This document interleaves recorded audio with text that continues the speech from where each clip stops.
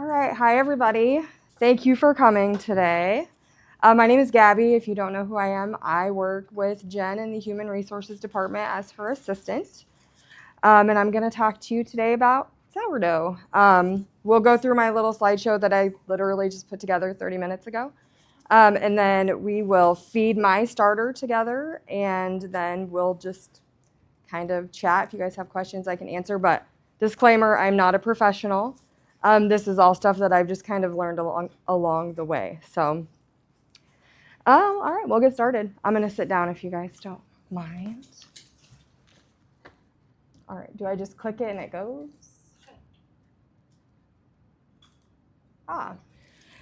So this first slide is why is sourdough gut friendly? It's gut friendly because it's due to its unique fermentation process. The fermentation process promotes the growth of probiotics, which is a beneficial bacteria that supports a healthy gut. It's easier to digest. The long fermentation process helps break down gluten and phytates, making the bread easier to digest for some people, especially those with mild sensitivities to gluten. It has a higher nutrient absorption, a lower glycemic index. It has fewer additives and preservatives, which if you're making it at home, it literally has 3 ingredients unless you're adding inclusions to it. And it's rich in fiber. My next slide is the fermentation process. We won't really go through that. Basically, you have the fermentation process just helps it build the wild yeast and the lactic acid in it, which creates the flavor, which creates the good bacteria, which creates the probiotics and the gluten and all the good stuff in it. If you guys want copies of the fermentation process and what that is for, then I can get that for you. I didn't add it in your little packet. Let's see. All right, this is how my journey started. So I was on social media, specifically TikTok, and everybody was talking about feeding their starter. And I had absolutely no idea what that meant, so I Googled what did feeding your starter mean. And sourdough popped up, and I really like sourdough, so I thought, maybe that's something I can try to do at home. Another disclaimer, I'm not a baker. I am just not good at baking at all. So I did not go into this with any high hopes.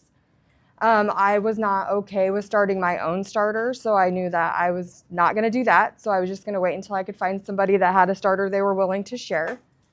And I just happened to be here at work one day talking to Linda, our registered dietitian and our diabetic educator, about how I was interested in making sourdough. And she's like, oh, I have a starter if you'd like some. So I got some from her, and she gave me her bread recipe, which that recipe is in this packet, but I have modified it a little bit just for stuff that I've learned along the way. And the picture next to it is the very first loaf I ever made. And when I tell you I jumped around my kitchen and celebrated, I was so excited because I just didn't think I would ever be able to make something like that. The process is daunting and long and tedious, but it's actually pretty cool when you get the finished product. And then here's just a couple more of my bread attempts. This one right here was my very first inclusion loaf. Inclusions are just stuff you want to, it's also called laminating if you get into the sourdough glossary. It's just adding stuff to your recipe. You can add anything you want to your bread. Maybe not wet ingredients because that might change the way that it bakes a little bit, but that was my very first inclusion loaf. I was pretty excited about that too, even though it got a little dark right there. And then I got a little bit more comfortable with it and started getting outside my wheelhouse and trying to make other things. These were the start of my bread bowls that I made for Christmas for my family, and that was the end product. This by far has been my favorite thing that I've made with sourdough, cinnamon rolls. I have never made cinnamon rolls before in my life, so why not my first attempt? Why not it be sourdough? But I make these pretty often. Well, not as much as I used to because my husband told me to stop, but I used to make these once or twice a month because my kids absolutely love them, but sourdough cinnamon rolls are absolutely the best. That recipe is also in your packet. So this is the banana bread muffin that is over there. I just made these the other day. These are the blueberry streusel. These are all discard recipes. And we'll get into the difference between active and discard here in just a little bit. And then these are some of my other favorite recipes that I've made. This right here, if you guys don't try it, then you're missing out. This is my cinnamon roll focaccia. It's made with discard, so it's not something that takes 2 days to make. The recipe is also with your packet, except I added apple pie filling, so I made it like an apple fritter. It was fantastic. That was for Christmas. Pancakes are a regular in our house. I make sourdough pancakes all the time, once or twice a month.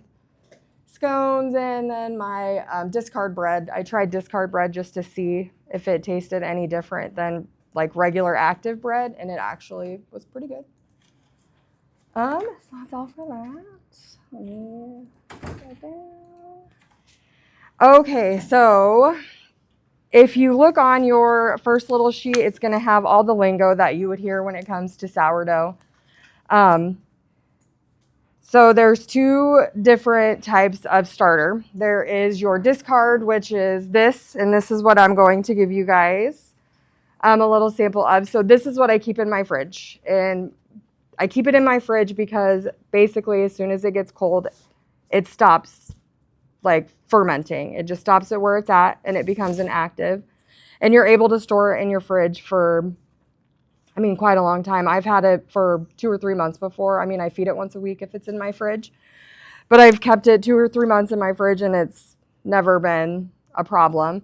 If you keep it in your fridge, you will notice a little film of liquid on the top of it. It could be slightly green or grayish in color. That is not mold. That is hooch. Hooch is what gives it its nice little sourdough flavor. Some people like to dump their hooch out. I don't. I mix it into it because I like the way sourdough tastes. So if you ever find anything pink in your starter, it's bad. Throw it away. That's mold. So for sourdough, it's weird. It can grow black mold, but it's most likely going to be pink. This is an active starter, which is not really active right now because I haven't fed it yet, but we'll feed it together. So this is the starter I keep on my counter, and I feed it every day. You don't have to do that. If you want to keep your starter in the fridge, you're only going to bake with it once or twice a month. It can stay in the fridge, so that way you don't have to worry about feeding it every day. However, if you keep it in your fridge, don't expect to pull your starter out, feed it, and make a loaf that same day. If your starter's been in the fridge, it needs at least 2 to 3 feeds before it's ready to be used in a recipe for bread. However, this right here is perfect for discard recipes. So any recipe that says discard, you can use it cold, room temp.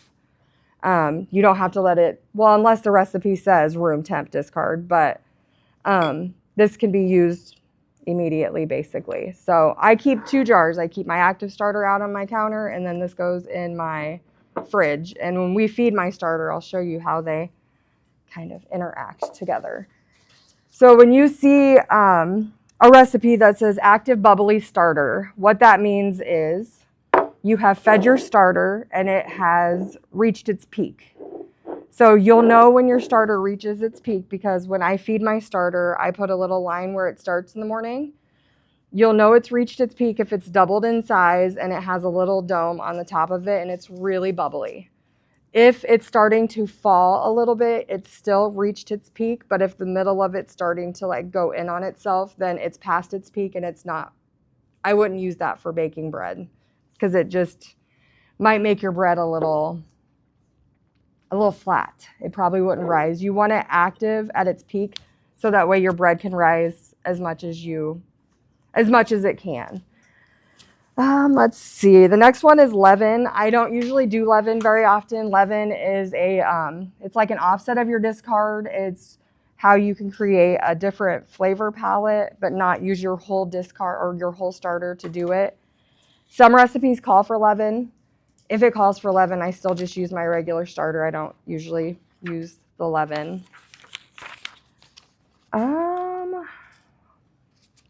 Let's see.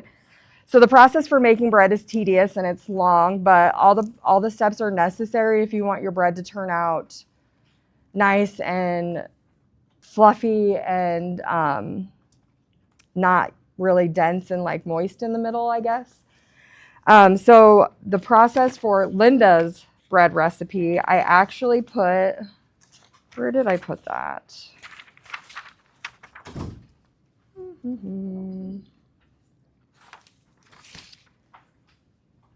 Oh, it's like the third page back. It's the what? The third one back. I'm hot. Third sheet. Third paper. You got the two staples. Oh, third. Oh, Linda's bread recipe. It makes sense that I would put it on there. Let's see. I know I put the timing. Maybe I didn't. I did. I put the timing on my tips and trick for Linda's bread recipe. I know there's a timing on there, but the one on my tips and tricks behind the first page is what I actually use. It seems super long, but once you do it once or twice, it's really not. I mean, you can start using your time management and it's a little bit easier. But if you do any bread recipe, it's usually going to take the same process. So you want to feed your starter and you want it to reach its peak, and that can take anywhere from 6 to 10 hours. If you want to speed up the process of getting your starter to its peak, put it on your stove and put your oven on warm. So like the most important process in the whole sourdough bread making process is your starter. If your starter is not where it's supposed to be, yes, it's going to affect your bread. And you can have a starter peak and it looks beautiful and your bread still turns out, it just might mean that your starter needs a little pick me up.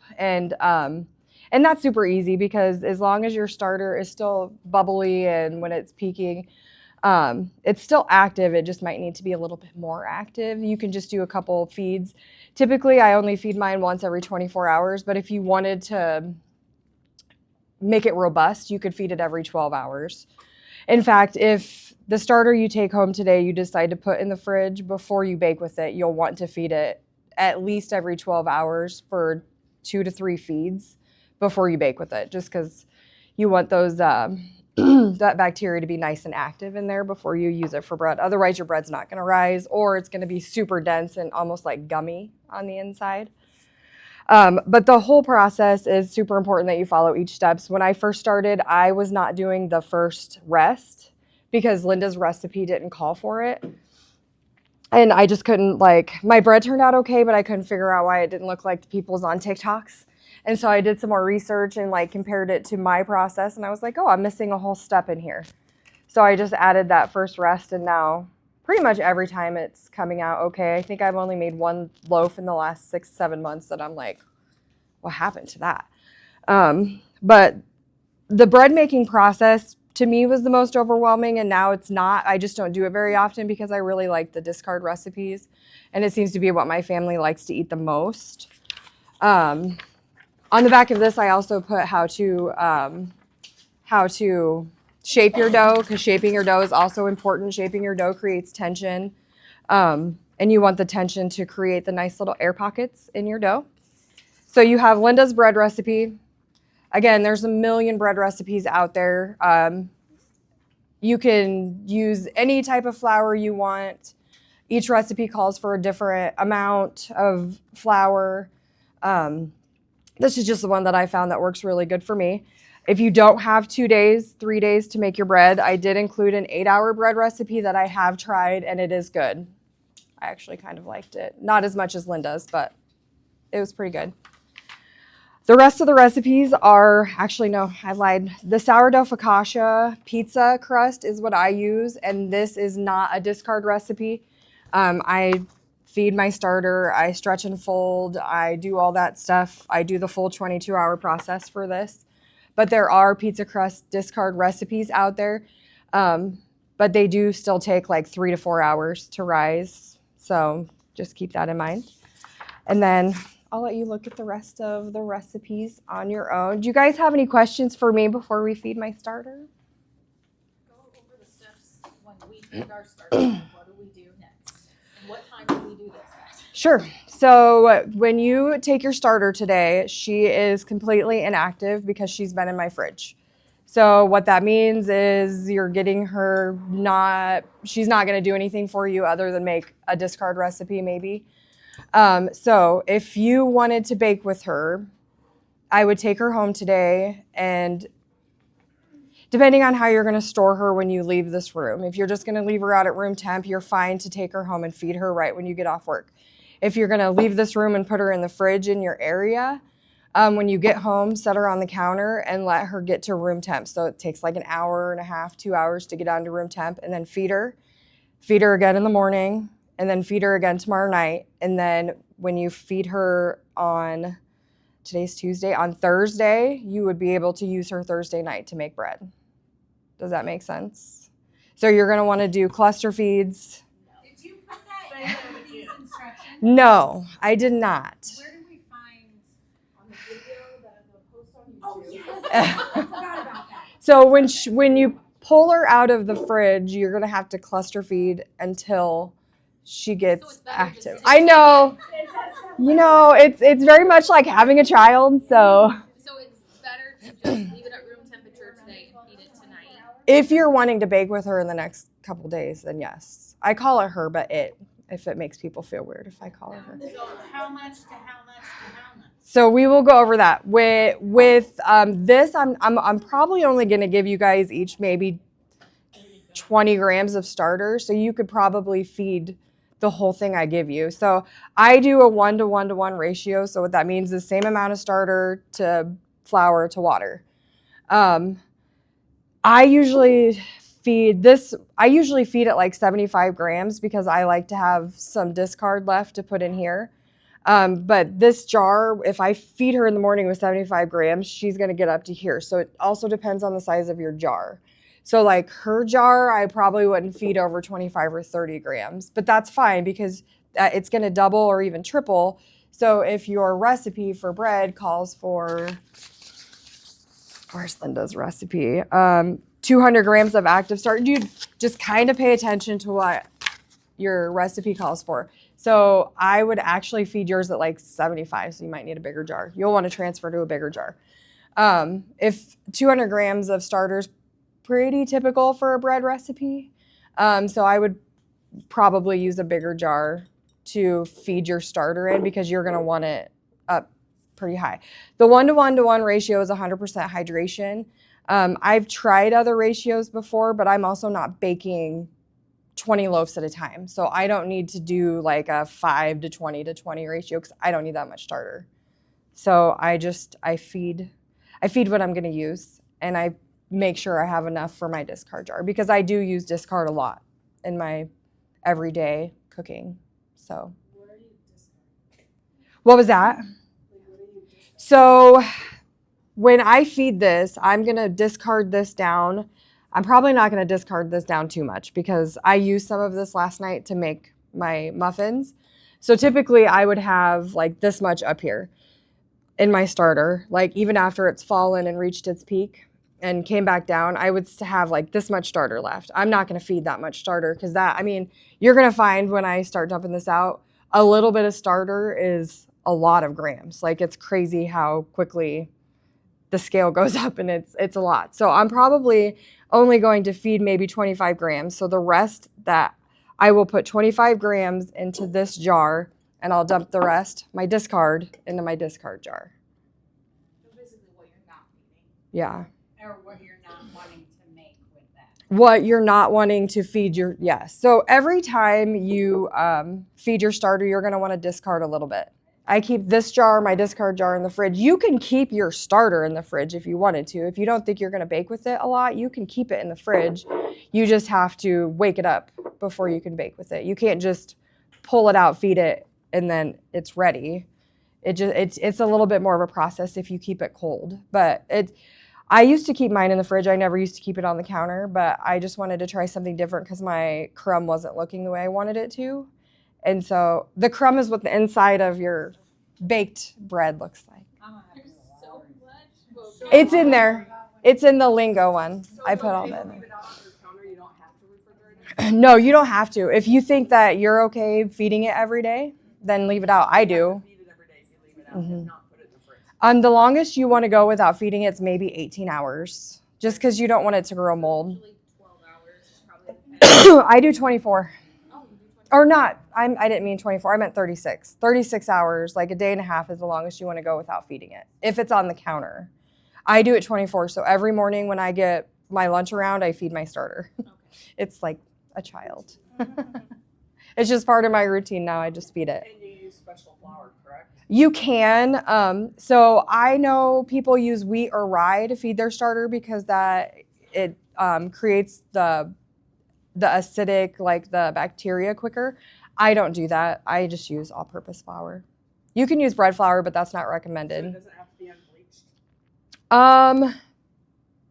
I don't think so. I think all the flour I've ever gotten is unbleached, but I don't know. That's a good question.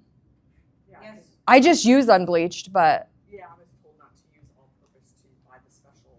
oh. You can get all. Yeah, you can get all-purpose unbleached. That's what I use, is the all-purpose. I use King Arthur just because my husband's a weirdo.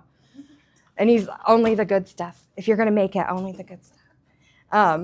But yeah, I just use King Arthur all-purpose unbleached. And then I use King Arthur bread flour for my recipes. But just pay attention to your recipes too, because Linda's recipe calls for both all-purpose and bread flour. Some just call for bread flour. Some call for wheat. Some call for rye. Just pay attention to your recipes. But when feeding my starter, I only use all-purpose. I have used wheat before, and I didn't really care for it. I didn't care for the way my bread tasted. I don't like wheat bread though, so. So how much is like 50 grams of flour? Yeah, exactly.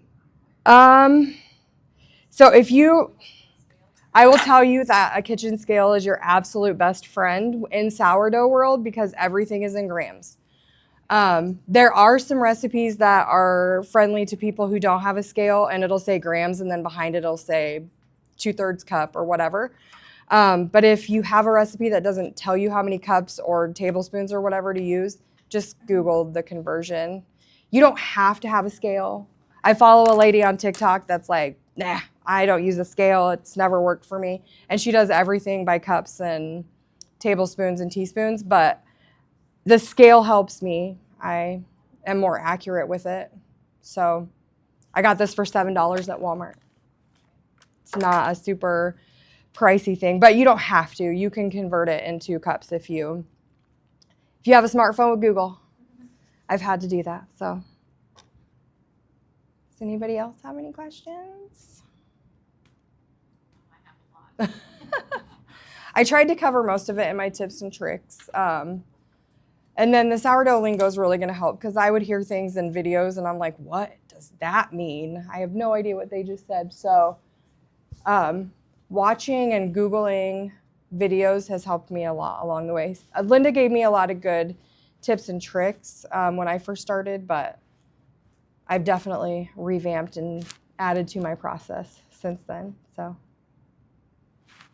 yes, ma'am. What is the difference between bleached and unbleached flour? Like why? I think it has to do with the protein. You want a flour that is higher in protein when you're doing sourdough. For like the gluten content and all of that, it's easier in the whole the fermentation process. But I honestly, Unbleached? yes, I use unbleached. Can you find? I don't know. I guess I've always just, I don't know.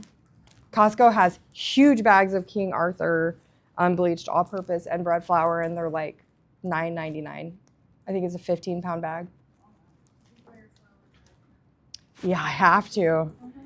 How much do you make every day? Or like bake stuff every day? I don't bake bread every day, but I use the discard recipes a lot, and just to feed it, I use flour every day. It's not a lot, but it adds up after a while. I had a huge bag of flour that my sister gave me after the wild game feed like 2 weeks ago, and it was almost completely full, and I'm down to like a fourth of it now.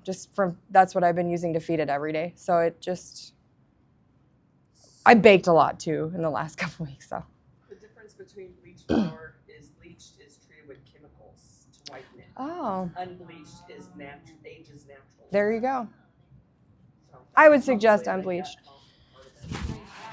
You're also gonna hear, like, if you really dive deep into like TikTok world of sourdough and like YouTube videos, you're gonna hear you only use filtered water, only use this. Oh, I don't do that. I use my faucet in my kitchen. Today I'm gonna use this and it's cold, and you're not really supposed to use cold. It's supposed to be room temp. So like, I don't know. I am not 100% an expert, and I definitely don't follow all the rules, but it's all worked for me. Oh, and one thing I want to say is if you have a starter that you want to bake with, that you are questioned whether it's at its peak or if it's starting to fall, make focaccia bread. If you go through the whole process and you pull it out of the fridge and it's overproofed or underproofed, make focaccia bread, because focaccia is going to taste the exact same as your loaf. It's just going to it's not going to rise because it's either underproofed or overproofed. And focaccia bread is amazing. And you can do so many different things with focaccia bread. Because honestly, the only difference between an underproofed and overproofed is the structure of the bread. The taste is all going to be the same. Like, there's not a whole lot of difference. But if you're like me and you don't want your bread to look like crap, then make a focaccia, because focaccia is really good. Anybody else have any questions? I'm sure you do. That's a lot of information. When you do make bread, do you use a pan or what do you do? Oh, good question. I use a Dutch oven. I am not brave enough to try an open bake yet. I watch people do it and I want to try it. I'm just kind of nervous too because I don't know. So you get the rise and you get like the buoyancy of your bread because of the steam in your Dutch oven. It just kind of, so I know if you open bake, if you put a pan of water underneath it while it's baking, it kind of does the same thing. You just have to be really careful not to get any of that water on the glass of your oven or it will shatter your oven. The glass on your oven, because you have to preheat your oven for like an hour before you can bake. It has to be nice and hot. So any drop of water gets on that glass, it'll shatter it. So that's why I'm not brave enough to try a free bake yet. I'm using a Dutch oven from the 1970s that my sister had. That was my Grandma Wagner's. That has a tiny little hole in the bottom of it, and all of my bread still turns out fine.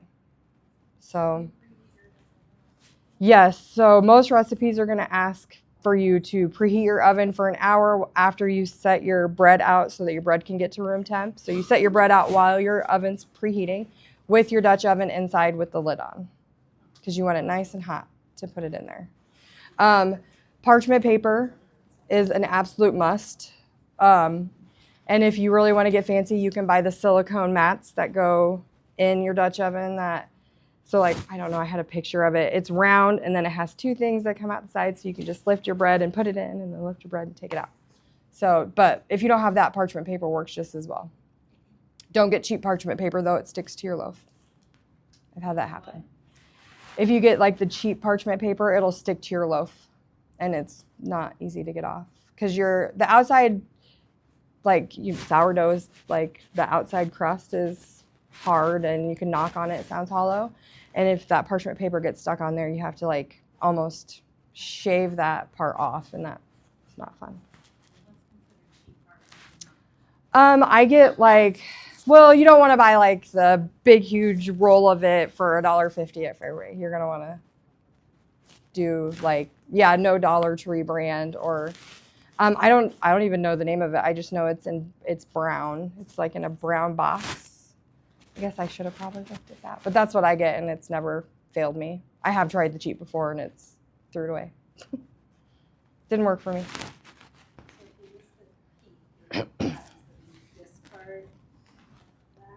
No, I just let it go, and then when I feed it the next morning, I'll discard whatever I'm not feeding and feed the rest. Like it's like this right now reached its peak yesterday at like 6 o'clock last night, and you can kind of see over here. I've used it, that's why it looks like that. But like over here is kind of where it reached its peak, and then it fell back down, and then you can see the fall marks on it. So like, it's pretty interesting. Like I kind of want to set up a camera to watch it, because it like goes up and then it comes down. But yeah, I don't touch it again until I feed it the next morning, and then I just discard what I normally would and feed what I normally would. So I just, like, if it was already starting to fall when I got home and I was going to bake that night, I just wouldn't bake with it if it was already starting to This fall. part's gonna be whatever's over your black line, you just bring it back down to the black line. No. So the discard is whatever from this I'm not feeding. Okay.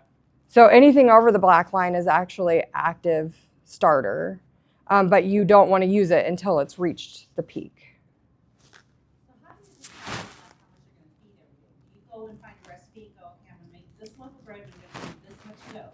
You can, Buy it, and you say you feed it 2 times before you make something? if you're pulling it out of the fridge. If you leave it on your counter, you only have to feed it once a day. And then you can bake with it once it's reached its peak. So And peak is doubled? So you'll know it's reached its peak if it's doubled in size and it's bubbly. Like if you open the lid and look down, like right now, if you looked at this, ooh, it's very sour smelling too. If you looked at this, it's not bubbly. Like there's nothing happening with it because it's reached its peak and it's probably hungry and needs to be fed because I usually feed it at like 5:30 in the morning. But you'll know that it's like active and ready to go because there's going to be bubbles and you can actually see the bubbles popping. Like it looks like it's fizzing almost. But that's one way. It's doubled in size or tripled, and it's kind of domed at the top. You'll know it's starting to fall if it looks like the middle part is falling in on itself. Does that make sense? Okay. So really, you could just feed the starter just to make discard and never. That's essentially all I'm doing when I'm not baking with it, is I'm just feeding it every day to add to my jar, but I'm feeding it to keep it alive. So it's like maintenance feeding, I guess is what you would call it. And if you're maintenance feeding, you only need like 5 to 10 grams of starter to feed. If you know you're going to bake with it, like you want to put your recipe together that night, obviously you're going to try to bulk it up. So you could do like 10 grams of starter to 100 grams of flour, 100 grams of water to get it kind of bulked up. I never let my starter get low enough to do anything less than 25. Like I always want it to be, I never know when I want to bake. Sometimes I'm like, oh, I'm going to make a loaf of bread tonight if my starter looks good. There was one night I went home and it was so pretty and I was like, oh, I've never seen it peak like this. I'm going to bake a loaf of bread. And I did. Because all you do when you make, make your recipe that night is just make the recipe. So like I just put the recipe together and then it sits out and does its rest. And then it does its first rise. How do you do your stretch and fold? Do you have to work next? So when I get home, I'll know like if my starter's ready. So I'm like home by 3:30 or 4. I'll put my recipe together and then I do my stretch and folds every 30 minutes. I'll stretch and fold for 2 hours. So you do 4 stretch and folds typically. You can speed it up and do it every 15 minutes. And then I just let it sit. So there's nothing else I have to do with it. So if You stretch and fold it for 2 hours. Let it set till morning, and then just bake it while you're doing it. No, so in the morning I will take it out of its bowl that it's in and I will shape it. And then I will put it in the banneton, which is another word that everybody's like, what the hell is that? And then I'll put it in the fridge, and that's where it does its second rise. So it can sit in the fridge for like 12 to 48 hours. And then if I do that in the morning, then by the time I get home, no, I probably wouldn't do it that night. I'd probably wait till the next morning, like while I'm getting ready is probably when I would bake it. But Let it sit in the fridge all day. or overnight or however the timing works. Okay, so if you let it sit in the fridge all day, Mhm. you need to bake it till the next time. Is that too long? Really? No, it can set in the fridge and do that second rise, which is the cold fermentation for up to 48 hours. So would you take it out when you got home and let it room temperature and put it back in the fridge? Or you just keep it in the fridge the whole time? The bread, I would probably keep it in the fridge until I was ready to actually bake with it. So you pull it out of the fridge while your oven's preheating to get it down to room temp. But it's also when it's in the fridge and does that, when you pull it out, it's easier to score, to do like your ear is what it's called. But like that's how you do the ear and then like make your designs on it. So you don't really want to wait until it's room temp to do that, but you can. And then once the oven's preheated, it's usually about an hour. It doesn't take your oven an hour to preheat, but it takes about an hour for your bread to get down to room temp, and then you put it in the Dutch oven and then you bake it. So it's a process. I don't usually bake my bread during the week. I usually plan it to bake on a Saturday or Sunday. So like that night I went home and I was like, oh, she looks really pretty today. I'm going to bake with her. That was a Friday night. So I just put her together, and then I actually did not bake her until Sunday. So When you put it in the fridge, what do you put it in? what was that? What do you put it in the refrigerator? What do I put it in? A Banneton. So the second rise is always in the Banneton because so a Banneton is called a proofing bowl. That's what it proofs in. And if you Google it, it's basically just like a wooden basket with it looks like a shower cap, but it's cloth in it. And then you put it in there and then you just cover it with a tea towel. If you don't have that, you can use a good sized bowl, put a tea towel in it, just put a little bit of flour, and that can be your Banneton. And there's two different types. You have a round Banneton or you have a long one that's like more of a loaf shape. I just got my first Banneton like 6 months ago. I was so excited. I was using bowls until then. So, I mean, you don't have to have a Banneton. I like the way it makes the top of the dough look because there's like rings in it. If you take the cloth cover out and just have the wooden bowl, it makes nice little shapes in it. So, again, you don't have to have all that fancy stuff. Like you could just use a bowl with a tea towel. Okay. Let's feed my starter since it's 12:45 already. Yeah, 'cause I want to see this part. Okay. So I have it on grams. And this is what I'm going to put my starter in. If you guys have a Costco membership, Brittany gave me this. This has been like every time I feed my starter in this, it peaks so pretty. I even sent her a text with a picture. I'm like, I don't know what it is about the jar you gave me, but I don't know if it's the lid. I don't know. I have no idea, but it always looks so pretty. So I put it on my scale and zero it out. And I usually always start with my starter. And I'm probably going to feed most of this because it's not a lot. So you zeroed it out after you put the jar on, so it's just weighing that. Okay. Yep. So, goodness gracious. There's more in here than I thought. This is about 100 grams of starter. I typically would scrape that out, but I forgot a spatula. Yep, so this is 100 grams. And then the easiest for me is to do the water next and then stir it and then put in the flour because it gets really clumpy. Did you just clear that? Yes, I cleared my scale. Now it's back to 0. Now another 100. And now another 100. And I did a little bit more than that, but that's okay. I have 114. It goes fast. What was that? I cleared it out again, yes. You're also going to hear that like using like steel or metal is not good for your starter, but that is not true. It's fine. I do it every day and it's never hurt it. I am waiting for a silicone, like one of the long spatulas to come, but it's totally fine. So You didn't just put, it doesn't matter if you put your water and your flour in before you stir it, because I normally just. you don't have to. This is just what I found is easier for me to stir. Like it's easier to get all the clumps out, I guess. All right, I zeroed my scale out again, and now I'm going to do 100 pounds, and this is where, or 100 grams of flour, and this is where it usually gets messy for me, so don't mind if I get flour everywhere. And 100 grams of flour is actually not as much as you think it would be.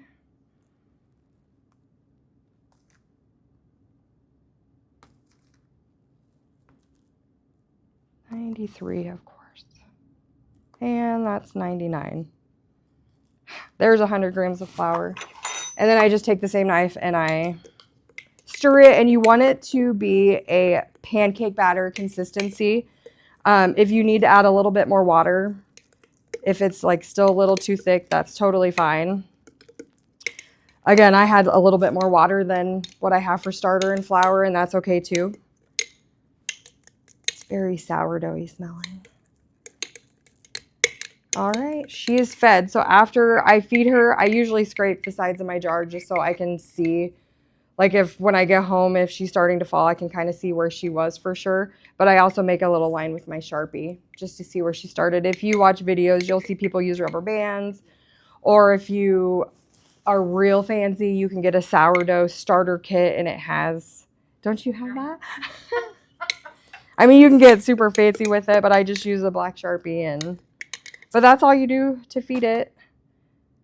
It's super easy, but see how it's thick? When I put it in there, it was not. It was very runny and almost kind of like a thick juice consistency when I poured it in there, and it just wasn't active.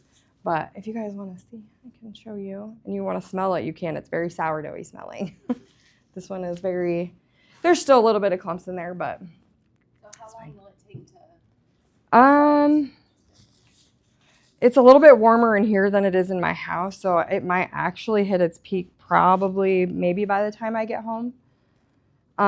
It just depends. Like when it was real cold here a couple weeks ago, I wasn't able to barely get it to move above the line at all. Like it was because it was just really cold. If I wanted to bake with it, I was having to put it on my stove and turn my oven on because it was just too cold. My thing says you want to keep your kitchen at a certain temp, but again, you can cheat that by putting it on your stove. Also, you can put it in your oven with the oven light on, and because that's an even, like, I think 80 degrees. However, don't forget it's in there because that would be a mess.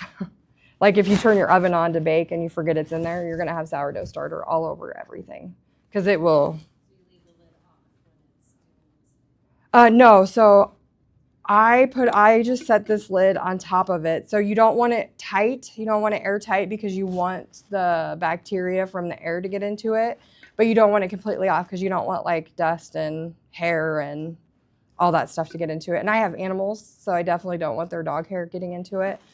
So I just set it right on top like that. I don't screw it on or anything. I put this lid on this one just to bring it here, but I just had like a mason jar, like the top of a mason jar lid, not the ring that I just keep on these jars. But again, this is the jar that I found that has the best rise on it, and I have no idea why. It just does. Oh, so loosening the lid probably helps it peak. It does, yes. Because I mean, if you tighten it, it's fine. It's just not getting all the good stuff in, and it's keeping it at like whatever temperature you're shutting or you're closing the lid at. So every day you put the black mark on there? Mm-hmm. Yeah, I'll do that when I go down to my office so I know where it started. I forgot to bring my Sharpie, but yeah, use a rubber band. You can use anything. You can use a ribbon to tie around, just anything to show where it started so that way you can know if it's doubled. Anybody else have any questions? I know it's a lot of information, but literally the tips and tricks in that lingo has everything you guys need. And you can always email me, or if you're taking a starter and you have questions along the way, just email me and ask me. I've given the starter out a lot. This is Linda's sourdough starter. I told her she's a sourdough grandma because this is all spawned from her starter. All right. Thank you guys for coming.